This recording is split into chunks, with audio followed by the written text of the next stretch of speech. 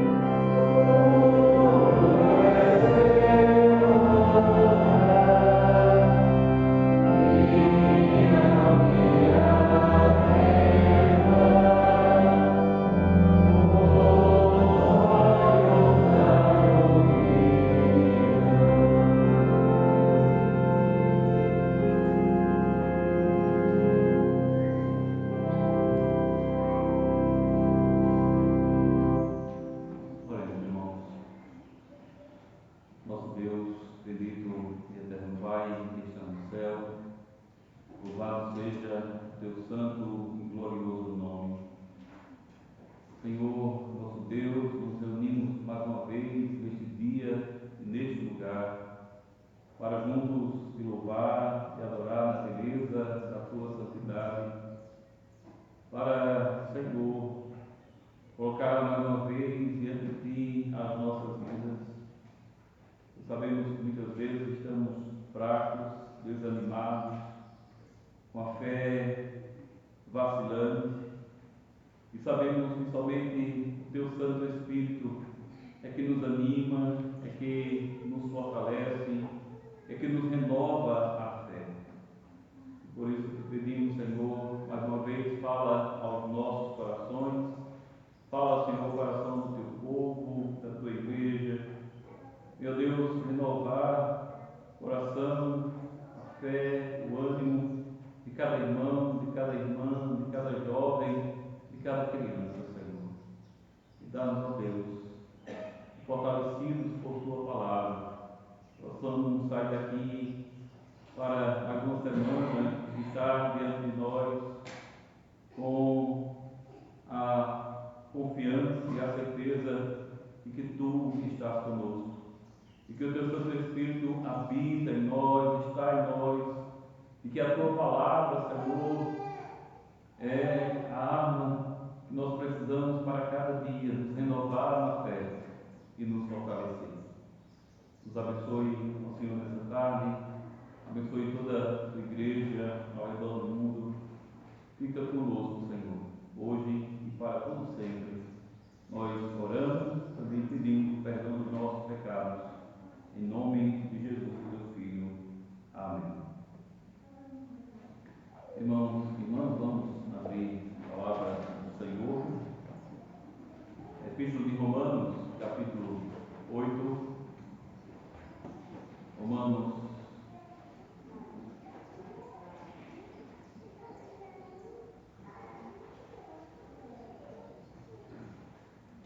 capítulo 8, vamos ler os versículos de 1 a 18.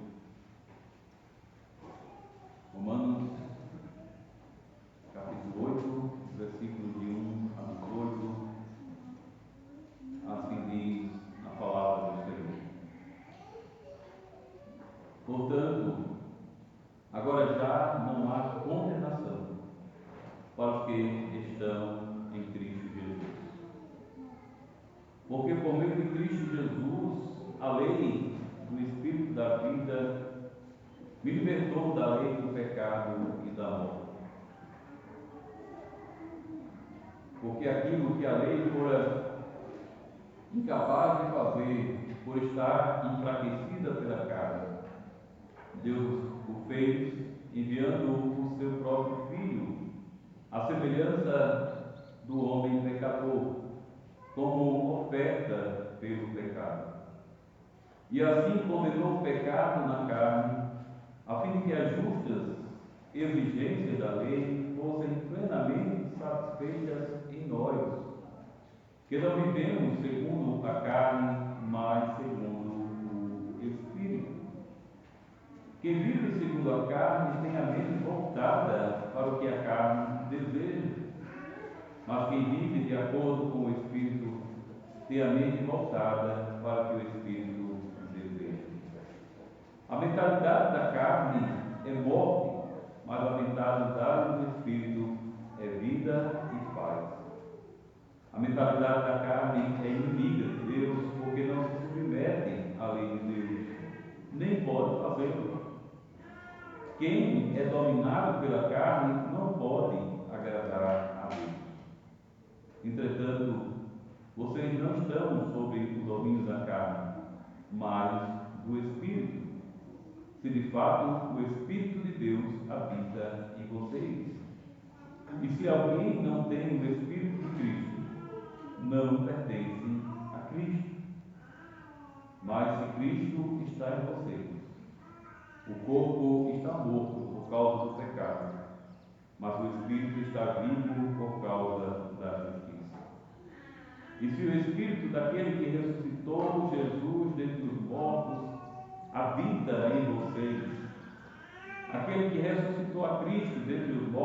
também dará vida a seus corpos mortais por meio do seu Espírito que habita em vocês. Portanto, irmãos, estamos em dívida não para com a carne, para vivermos sujeitos a ela, pois se vocês viverem de acordo com a carne, morrerão, mas se pelo Espírito fizerem morrer os atos do corpo, viverão. Porque todos os que são guiados pelo Espírito de Deus são filhos de Deus. Pois vocês não receberam um espírito de que os escravize, mas novamente temeram, para novamente temerem, mas receberam o Espírito que os torna filhos por adoção, por meio do qual clamamos, Abba, Pai. O próprio Espírito testemunha ao nosso Espírito que somos filhos de Deus. Se somos filhos, então somos herdeiros, herdeiros de Deus e co-herdeiros com Cristo, se de fato participamos dos seus sofrimentos, para que também participemos da sua glória. Considero que os sofrimentos atuais não podem ser comparados com a glória que em nós será revelada. É aqui a leitura da palavra de Deus. Vamos ainda tentar o hino 8.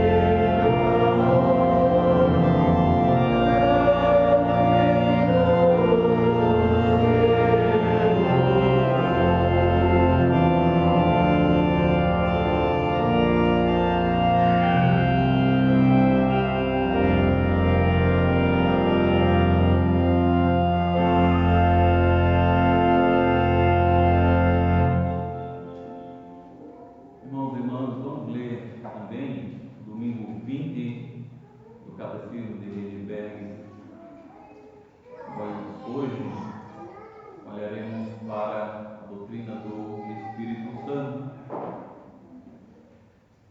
Eu vou ler na versão do Clínico. Diz assim, pergunta 53. O que você crê sobre o Espírito Santo? Primeiro, creio que ele é verdadeiro e eterno Deus, juntamente com o Pai e o Filho. Segundo, creio que ele foi dado também a mim para, pela verdadeira fé, me tornar participante de Cristo e de todos os seus benefícios, para me consolar e para permanecer comigo para sempre. Amados irmãos e irmãs no Senhor Jesus Cristo, o domingo 20 do Catecismo de Heidelberg é talvez um dos mais curtos de todo o Catecismo.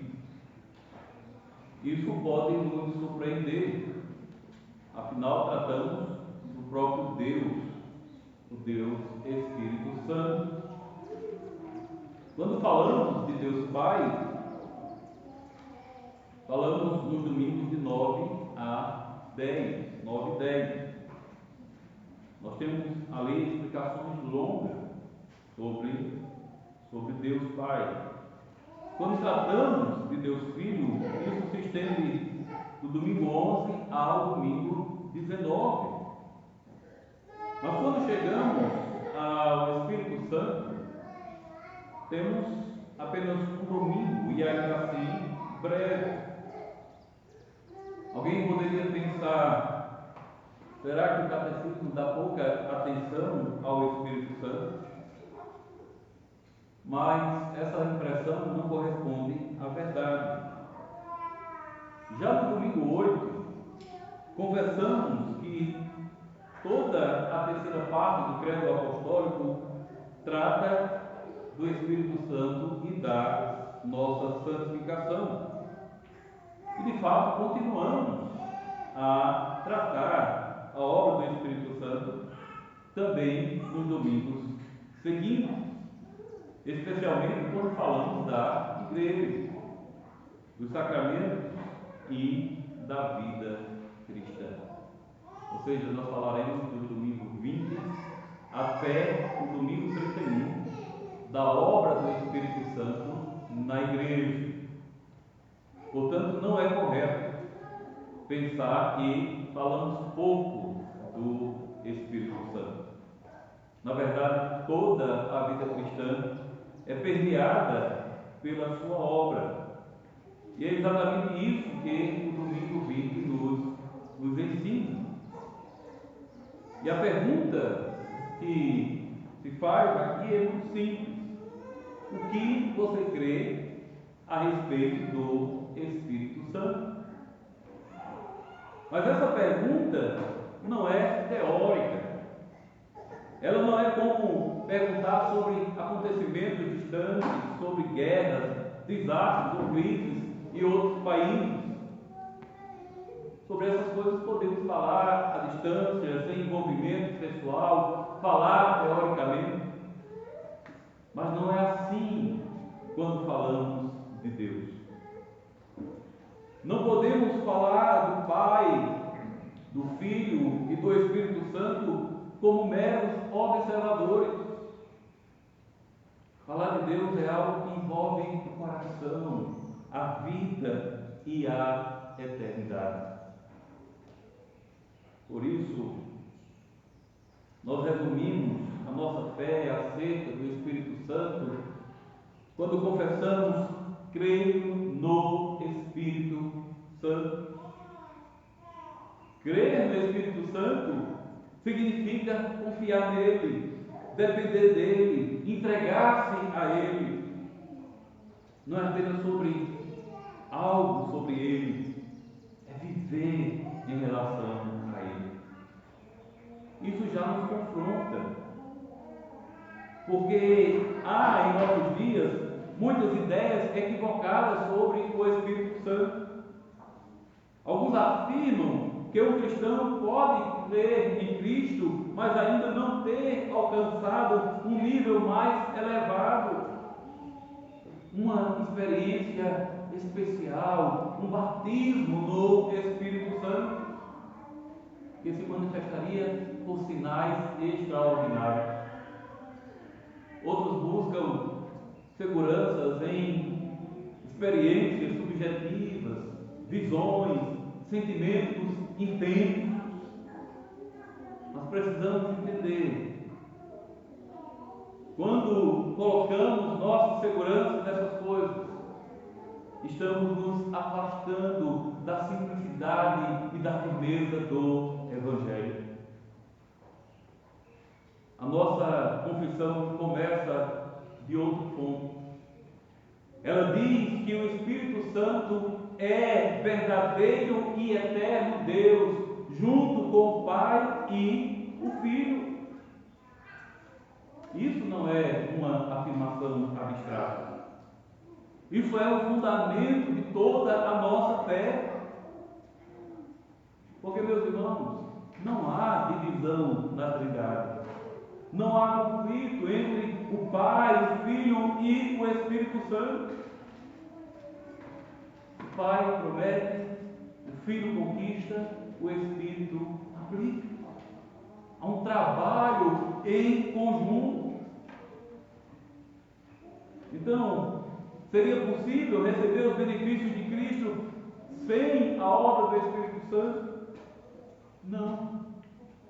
E seria possível que o Espírito se recusasse a aplicar aquilo que o Pai prometeu e o Filho conquistou?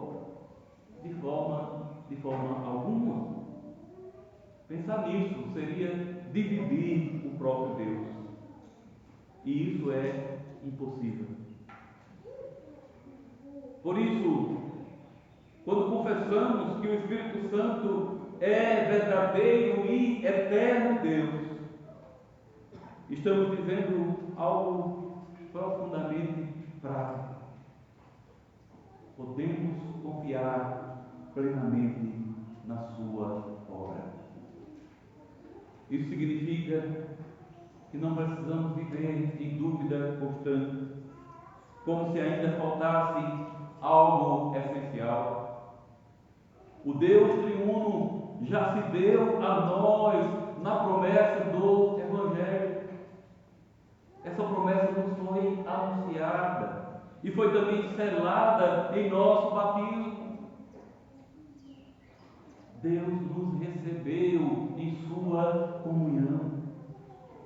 E é o Espírito Santo quem torna isso realidade em nossas vidas. Ele é quem nos faz participantes de Cristo e de todos os seus benefícios. Ele é quem opera a fé em nosso coração. E aqui precisamos parar e refletir.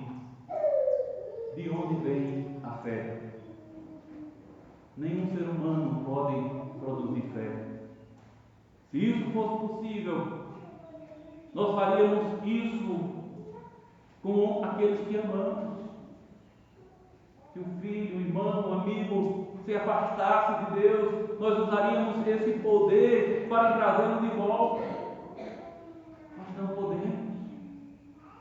A fé não é um mérito nosso, não é uma inclinação natural, não é o resultado de um esforço humano, é obra do Espírito Santo. E então surge uma pergunta importante: podemos confiar nessa obra? Poderia o Espírito Santo nos enganar?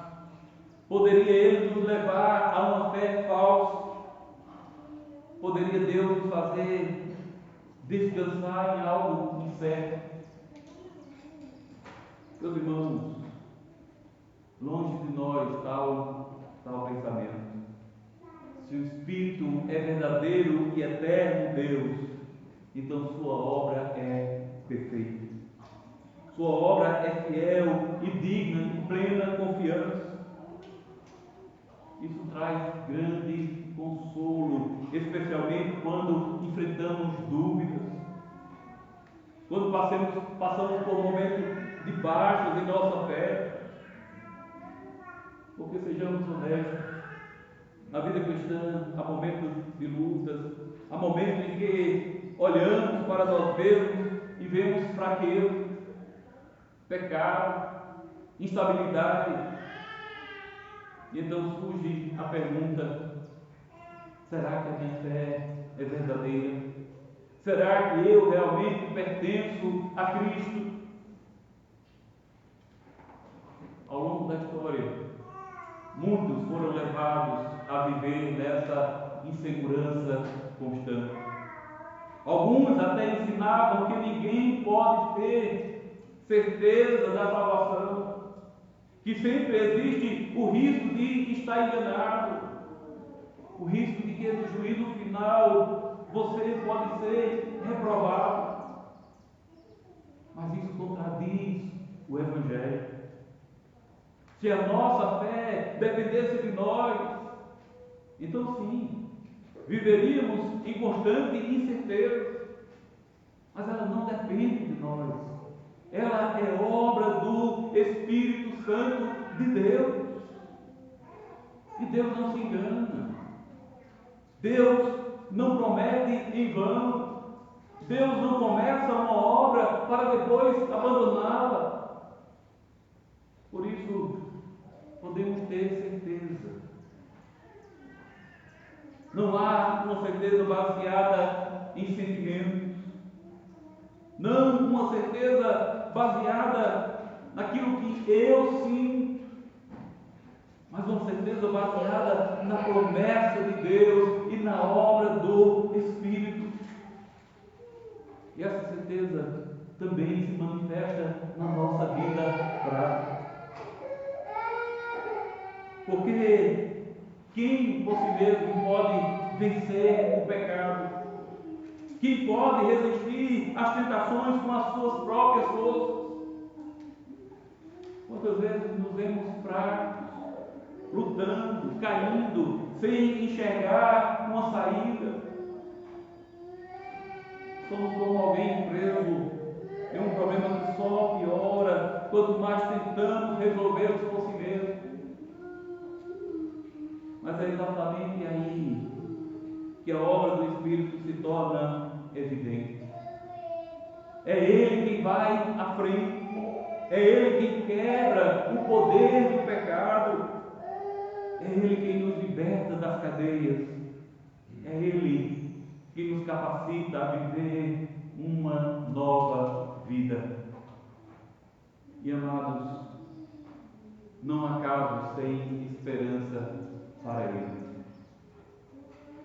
Se houvesse, nós estaríamos entre eles.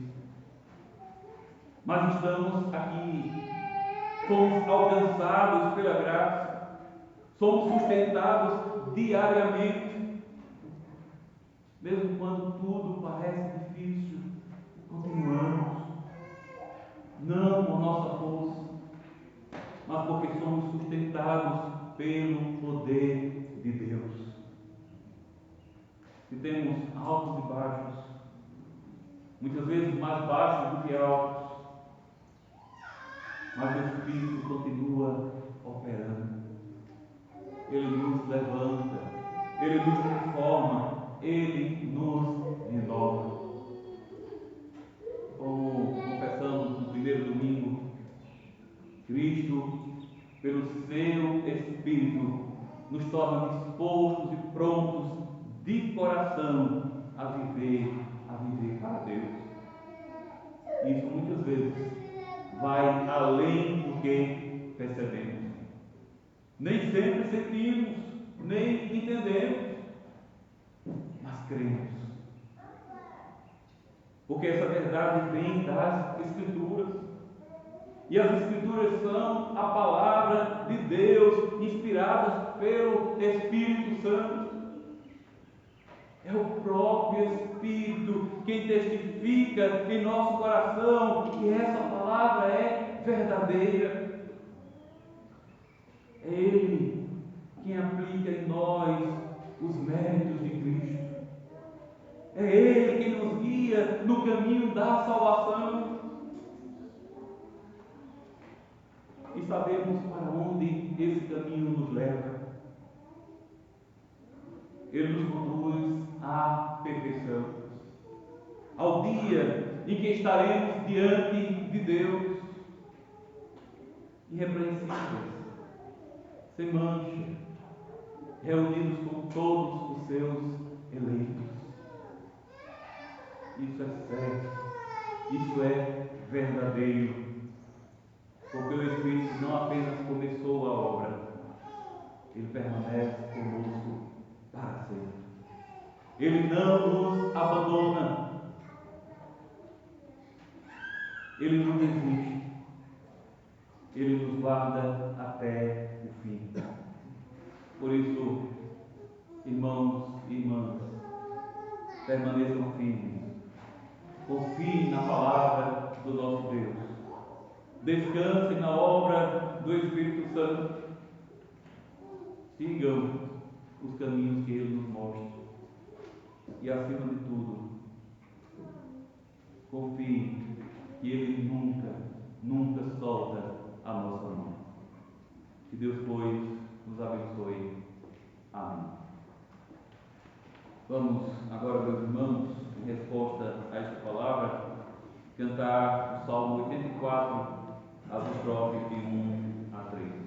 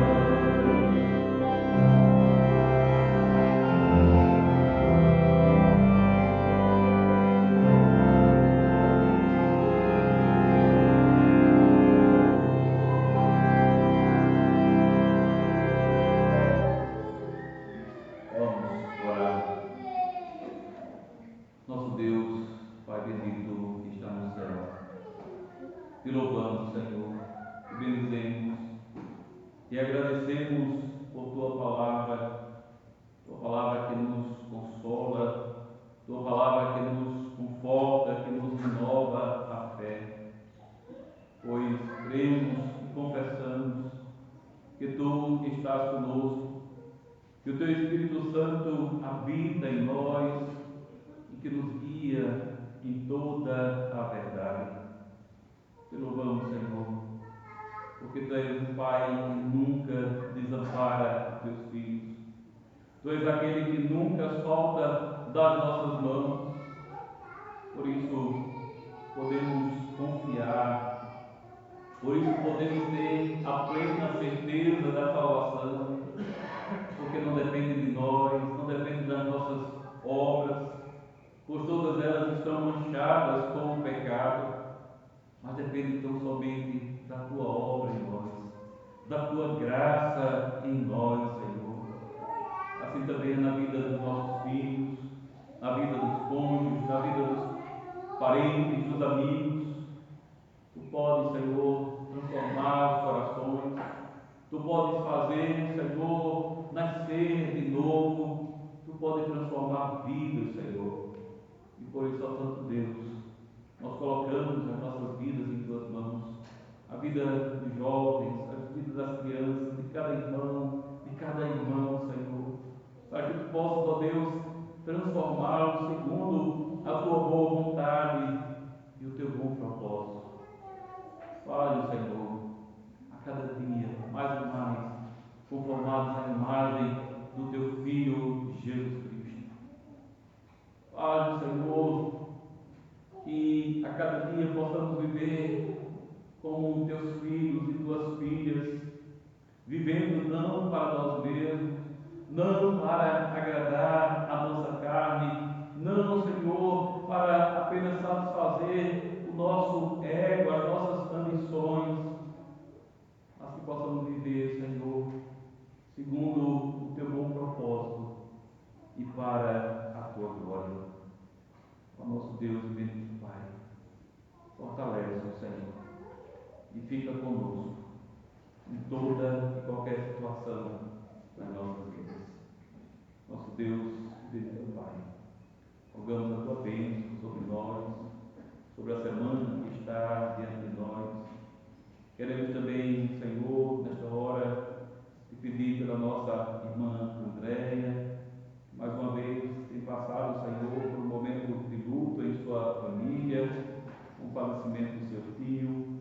Rogamos que tu estejas consolando a vida dela e assim de toda a família, Senhor. Ajuda, ó Deus, nossa irmã em suas lutas, em seus desafios da viuvez. Também, Senhor, abençoe seus filhos, cuida deles, ó Pai, pois tu és Pai que não desampara teus filhos. Tu és o Senhor dos órfãos, marido das viúvas. Nós te rogamos, ó Deus, cuida, Senhor, dela, cuida também, ó Deus, de cada um da sua família. Nos abençoe, ó Senhor, tudo aquilo que temos que fazer. Abençoe cada irmão nos seus trabalhos, na finalização da colheita e do plantio, Senhor. Ajuda-nos, ó Deus. Livra, Senhor, de qualquer perigo, de qualquer acidente. Guarda, Deus, o teu povo. Também nós te rogamos, Senhor, por esta situação que estamos vivendo em nosso país, também em outros países, em consequência, Senhor, daquela guerra no Oriente Médio, onde já sofremos com a falta de combustível, aumento de preços. Senhor, nos ajuda. Ajuda, ó Deus, nosso país. Dá sabedoria, Senhor, aqueles que têm a responsabilidade de cuidar, de suprir, que têm as reservas, Senhor, para usar no momento adequado. Não permita, Senhor, que venhamos passar por um momento de escassez, de crise, Mas, Senhor, sabemos que em tudo o Senhor está cuidando do teu povo, da sua igreja, mesmo que venhamos a sofrer. Sabemos que tudo é segundo o teu propósito e para o nosso bem. Nos abençoe assim, ó Senhor. Nós te rogamos, leve paz para os nossos lares e dá-nos uma semana produtiva em nosso trabalho, também na escola cristã. Sei com aqueles, Senhor, que estarão viajando essa semana. Guarda-os, ó Deus, pelo teu poder, Senhor. Nós rogamos assim todas essas bênçãos, te pedimos e te agradecemos em nome do Senhor Jesus Cristo. Amém. Irmãos e irmãs, vamos agora confessar a nossa fé, vamos cantar o credo apostólico.